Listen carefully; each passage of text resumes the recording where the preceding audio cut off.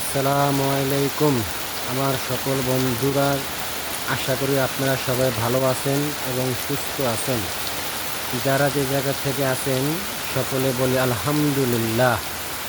কারণ আপনি বর্তমানে যে জায়গায় এবং যে অবস্থানে আছেন এটা অনেকের কাছে স্বপ্ন, আর অথচ আপনি আর আমি ভাবি আমরা যদি আরেকটু উপরে যেতে পারতাম মনে হয় আমাদের জন্য খুব ভালো হতো।